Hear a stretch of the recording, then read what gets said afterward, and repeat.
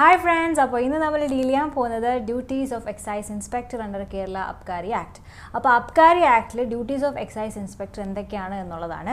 അതിൽ സെക്ഷൻ 40 മുതൽ 53 വരെയാണ് നമ്മൾ നമ്മുടെ സിലബസ് പ്രകാരം പഠിക്കേണ്ടത്. ഈ ഒരു സ്ഥലത്ത് നിന്ന് 4 മാർക്കിൻ്റെ ക്വസ്റ്റ്യൻസ് ആയിരിക്കും ചോദിക്കാൻ പോകുന്നത്. So let's start the section. അപ്പോൾ നമ്മൾ ഡയറക്റ്റായിട്ട് ആക്ടിലേക്ക് പോവുകയാണ്. കേരള അബ്കാരി ആക്ടിൽ സെക്ഷൻ 40 മുതൽ 53 വരെയാണ് ഒരു അറസ്റ്റ് മുതൽ സീഷർ മുതൽ എക്സൈസ് ഇൻസ്പെക്ടർ ചെയ്യേണ്ട കാര്യങ്ങൾ പറയുന്നത്. അപ്പോൾ കേരള അബ്കാരി ആക്ട് എന്താണെന്നും അതിൻ്റെ ഇൻട്രൊഡക്ഷൻ ക്ലാസ്സൊക്കെ ഞാൻ മുന്നത്തെ ഒരു ക്ലാസ്സിൽ ചെയ്തിട്ടുണ്ട്. അപ്പോൾ അത് കാണാത്തവർ അത് കാണുക, അതിനുശേഷം ഇത് കാണുക. ഇത് ഡയറക്റ്റ് എക്സൈസ് ഇൻസ്പെക്ടറിന് വേണ്ടിയിട്ടുള്ള പോർഷനാണ്, straight from the syllabus to your heart. Okay, so let's start. So first നമ്മൾ പഠിക്കുന്നത് സെക്ഷൻ 40 ആണ്, പ്രൊസീജിയർ ഓഫ് അറസ്റ്റും സീഷറും. അപ്പോൾ ഒരു അബ്കാരി ഓഫീസർ ഒരാളെ അറസ്റ്റ് ചെയ്യുകയാണ്, നോൺ ബെയിലബിൾ ഒഫൻസിന് അറസ്റ്റ് ചെയ്യുകയാണ് വിത്തൗട്ട് വാറണ്ട് ഇല്ലാതെ അറസ്റ്റ് ചെയ്യുകയാണെങ്കിൽ ആ ഓഫീസർ ചെയ്യേണ്ട ഒന്നാമത്തെ കാര്യം ഇയാളുടെ അടുത്ത് പറയണം that this is A non bailable offence ആയിരിക്കാം, ബട്ട് സ്റ്റിൽ നിങ്ങൾക്ക് ബെയിലിന് ട്രൈ ചെയ്യാം. ബെയിലിന് ട്രൈ ചെയ്യുമ്പോൾ നിങ്ങൾക്ക് ഷുവർട്ടീസിനെയും കൊണ്ടുവരണം. എന്താണ് ഷുവർട്ടി, എന്താണ് ബെയിൽ എന്ന് പറഞ്ഞുതരാം. അപ്പോൾ നമ്മളൊരാളിൽ ജാമ്യം അല്ലെങ്കിൽ ബെയിൽ എടുക്കുകയാണെന്നുണ്ടെങ്കിൽ അയാൾക്ക് ജാമ്യമായിട്ട് 2 പേര് നിർത്തണം ഷുവർട്ടീസായിട്ട്.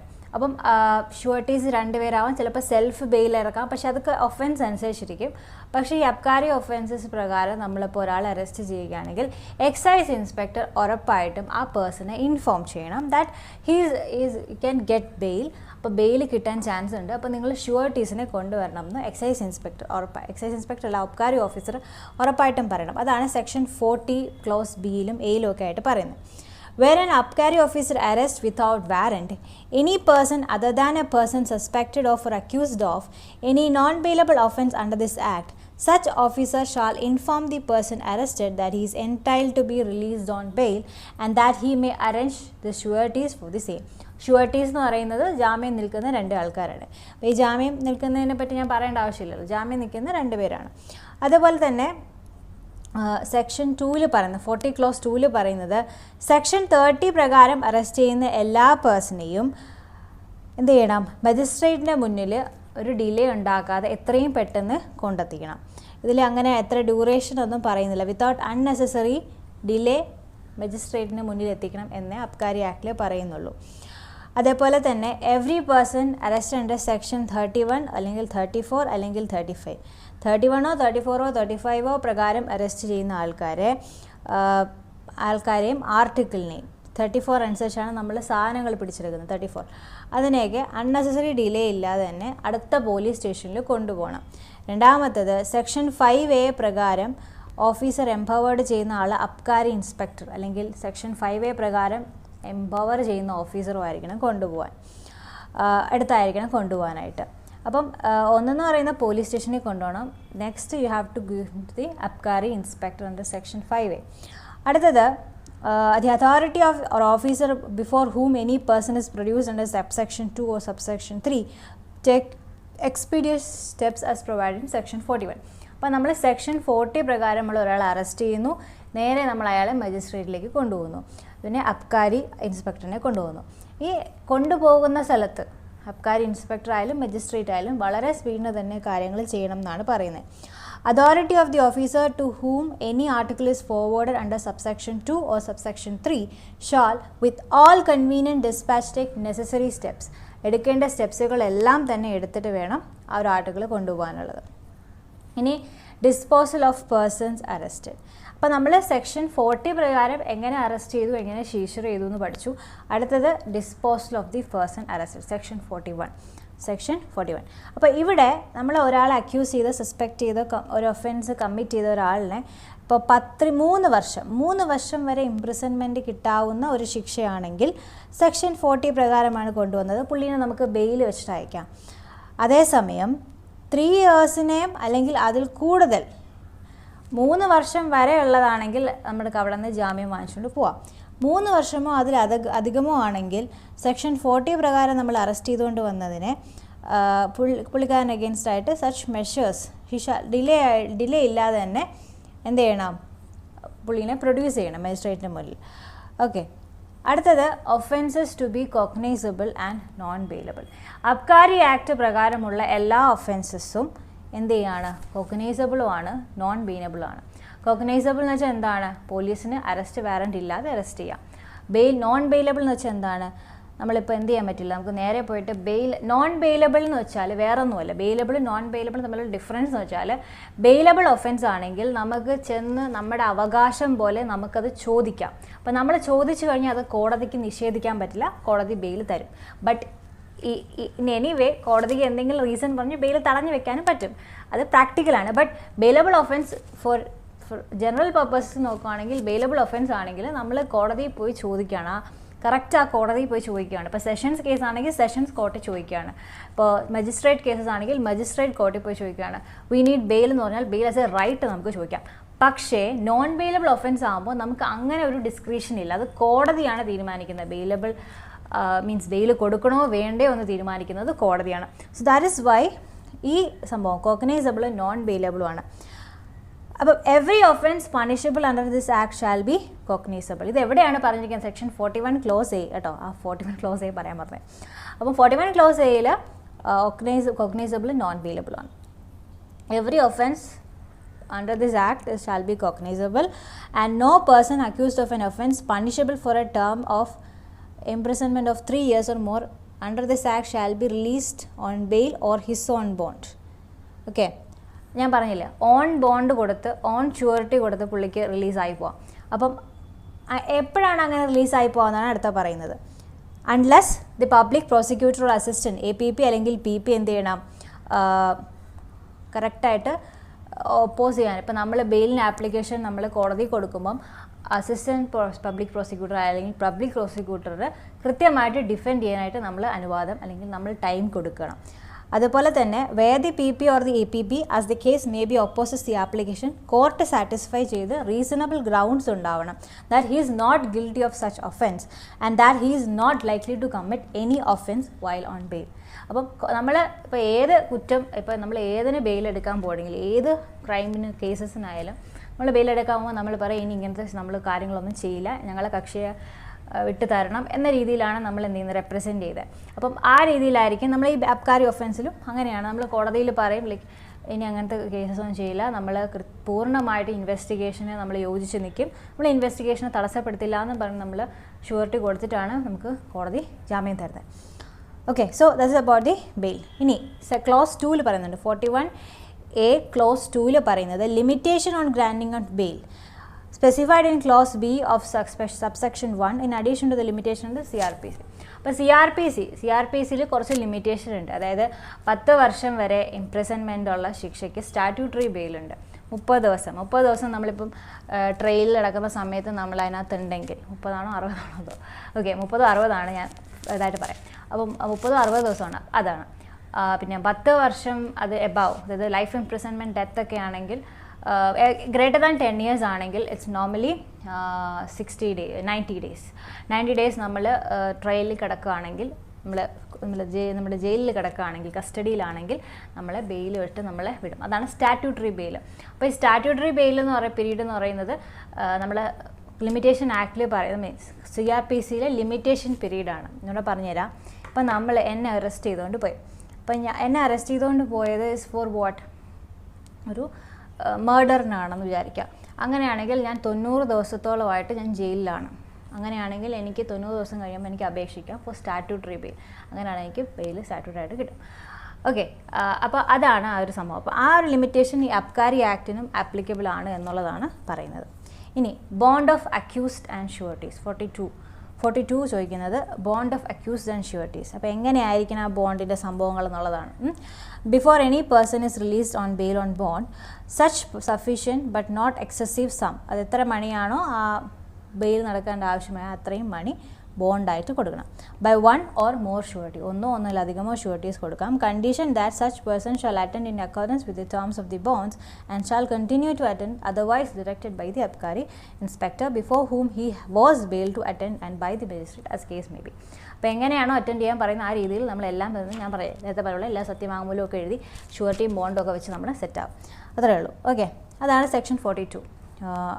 അടുത്ത section 43. Procedure in case of default of person admitted to bail to appear before Abkari inspector. അതായത് ബെയിൽ കിട്ടി, ജാമ്യം കിട്ടി, പിന്നീട് കോടതി വരുന്നില്ല, അങ്ങനെയാണെങ്കിൽ എന്ത് ചെയ്യാൻ സാധിക്കും? അബ്കാരി ഇൻസ്പെക്ടർ എന്തൊക്കെയാണ് ചെയ്യേണ്ടത്? When by reason of default of appearance of a person bailed to be appear before an abkari inspector, such officer is of opinion that the procedure should be had to be compel payment of the penalty അല്ലെങ്കിൽ penalties mentioned in the bond of the persons bailed or of the sureties, he shall forward the bond to the magistrate.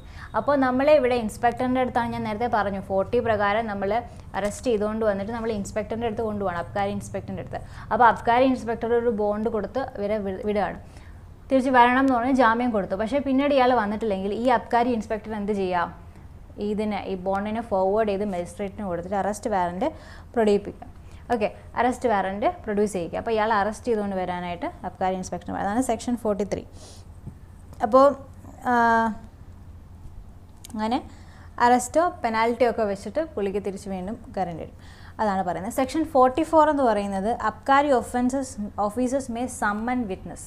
Someone witnesses എന്ന് പറഞ്ഞാൽ വിറ്റ്നസസിനെ വിളിച്ചു വരുത്തി അവരെ ചോദ്യം ചെയ്യാനും ഇൻവെസ്റ്റിഗേഷന് വേണ്ടിയിട്ടുള്ള എല്ലാ കാര്യങ്ങളും അബ്കാരി ഓഫീസറിന് ചെയ്യാം. അതാണ് സെക്ഷൻ 44. അപ്പം any Abkari officer holding an inquiry may summon any person to appear before himself to give evidence on such enquiry or to produce any document relevant thereto which may be in his possession or under his control.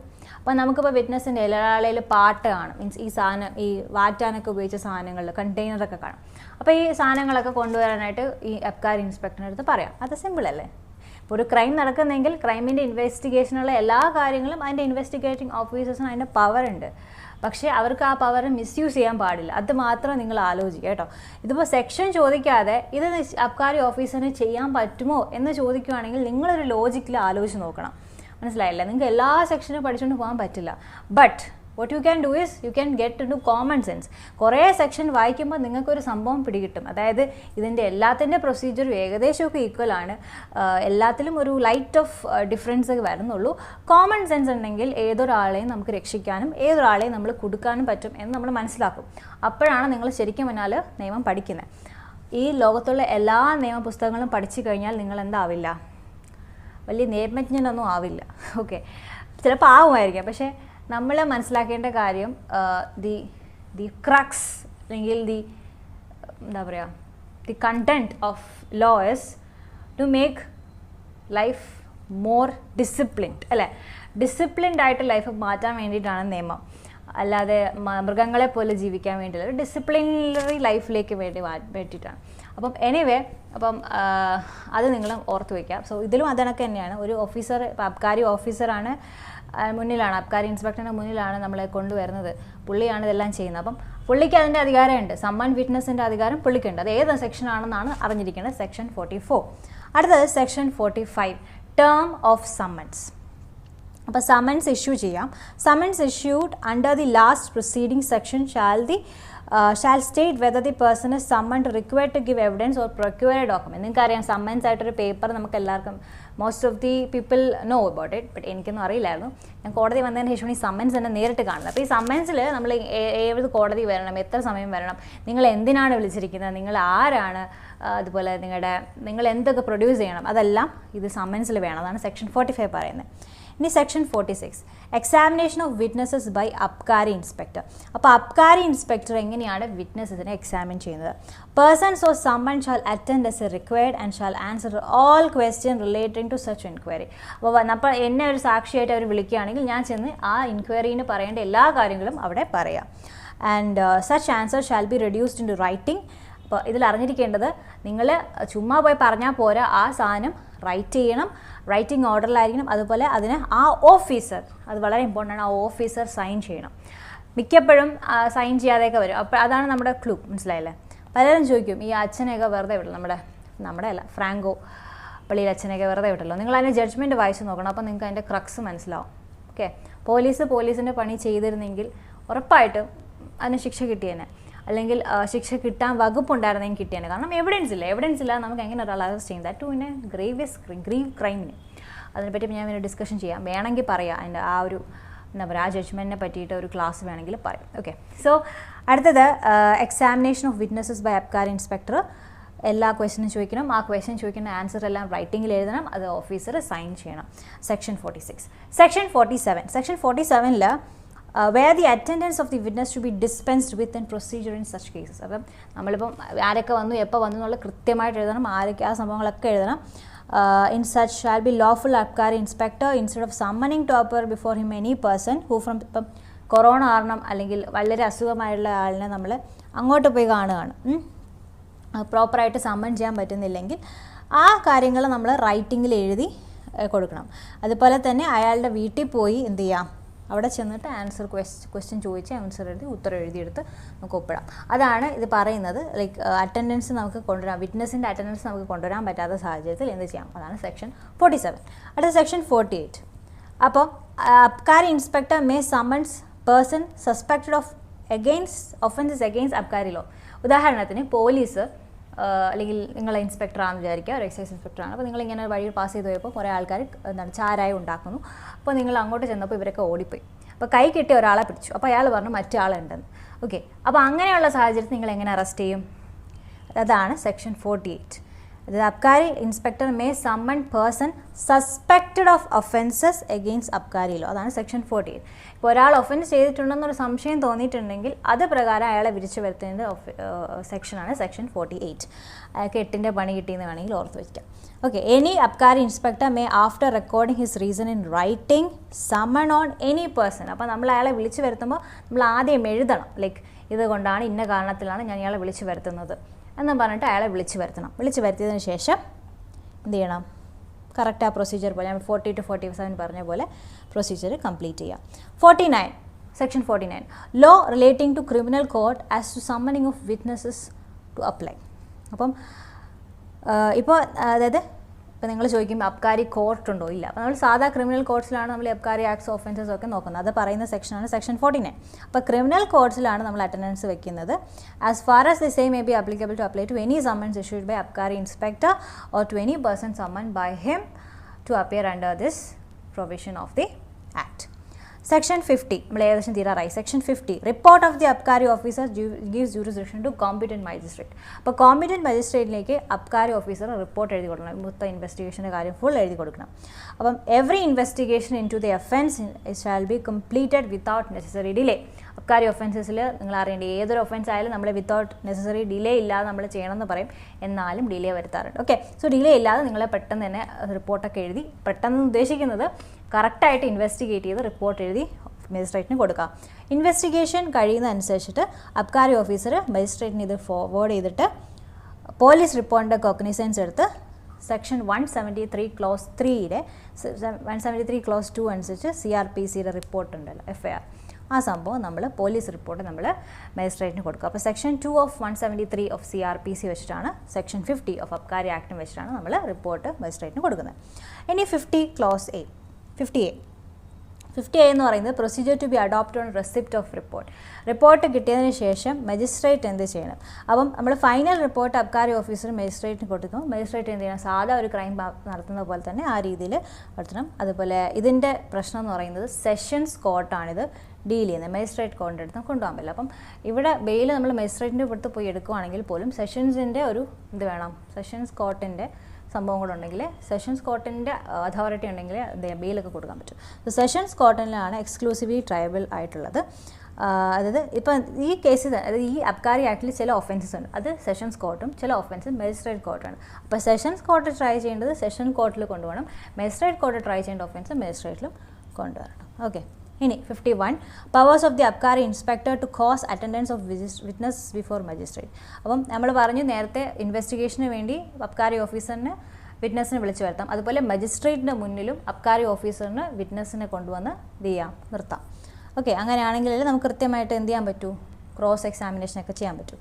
അപ്പം any person accused of an offence under this act to be given to the, ഇപ്പം ഒന്ന് bail എടുക്കുകയോ bail കൊടുക്കാതിരിക്കുകയോ എന്തായാലും എന്ത് ചെയ്യണം? നമ്മുടെ മജിസ്ട്രേറ്റിന് മുന്നിൽ കൊണ്ടുവരണം. Section 52, accuse not to be detained in custody for longer period than 24 hours without special authority. ഞാൻ നേരത്തെ പറഞ്ഞു നോട്ട് ഡിലേ എന്ന് പറഞ്ഞെങ്കിൽ ഇവിടെ 24 hours എന്ന് പറയുന്നുണ്ട്. സോ 24 hoursനുള്ളിൽ തന്നെ നമ്മൾ ഡീറ്റെയിൻ ചെയ്ത പേഴ്സണെ എന്ത് ചെയ്യാൻ പാടില്ല? കസ്റ്റഡി വെക്കാൻ പാടില്ല. നമ്മൾ അയാളെ ഉടനെ തന്നെ നമ്മൾ മജിസ്ട്രേറ്റിൽ കൊണ്ടുപോകണം. ഓക്കെ, സോ അതാണ് നമ്മൾ സാധാ കേസ് പോലെ തന്നെ 24 മണിക്കൂറിനുള്ളിൽ മജിസ്ട്രേറ്റിൻ്റെ അടുത്ത് കൊണ്ടുപോകണം. അൺലെസ് വലിയ വെക്കേഷൻ ഉണ്ടെങ്കിൽ റൈറ്റിങ്ങിൽ എഴുതി കൊടുക്കണം. സെക്ഷൻ 53 ലാസ്റ്റ് ആണ്. Police to take charge of articles seized. All the officer in charge of police stations take charge of keep safe custody. നമ്മൾ തൊണ്ടി എന്ന് പറയില്ല, ആ സാധനങ്ങൾ കൃത്യമായിട്ട് സൂക്ഷിച്ച് വെക്കണം. ഓക്കെ, അതാണ് സീൽ ചെയ്യണം. അതെല്ലാം ഒന്നാമത്തെ കാര്യം എന്ന് പറയുന്നത് ആർട്ടിക്കിൾസ് കൊണ്ടുപോകുന്നിടത്ത് പോലീസ് സ്റ്റേഷനിൽ കൊണ്ടുപോകുമ്പോൾ അത് സീൽ ചെയ്യണം, സാമ്പിൾ ടേക്ക് ചെയ്യണം. ആൾ സാമ്പിൾ ചെയ്യുന്നത് സീൽ ചെയ്യണം. ആ സീലിൽ നമ്മൾ ഓഫീസർ ഓഫ് ചാർജ് ഒപ്പം ചെയ്യണം. ഓക്കെ, പോലീസ് സ്റ്റേഷൻ്റെ ഓഫീസർ ഓഫ് ചാർജ് സീൽ ചെയ്യണം. അപ്പോൾ ഇതാണ് ഇതിൽ അറിഞ്ഞിരിക്കേണ്ട സെക്ഷൻ 40 to 53. എന്താണ്? Duties of excise inspector. 4 മാർക്കിൻ്റെ ടോപ്പിക്കിൻ്റെ ഒരു ടോപ്പിക്കാണിത്. അപ്പോൾ ഇവിടെ നിന്ന് വേണമെങ്കിൽ നിങ്ങൾക്കൊരു 3 മാർക്ക് വരെ പ്രതീക്ഷിക്കാം. Okay, thank you so much and see you next video. ഇതേപോലത്തെ വീഡിയോസ് വേണമെങ്കിൽ കമൻറ്റ് ചെയ്യുക. എൻ്റെ കണ്ടൻറ്റ് ഇഷ്ടമില്ലാത്തവർ അൺസബ്സ്ക്രൈബ് ചെയ്യുക. കുറച്ചുകൂടി ഇമ്പ്രൂവ് ആക്കണം എന്നുള്ളവർ കമൻറ്റ് ചെയ്യുക. And see you next video and it's me by.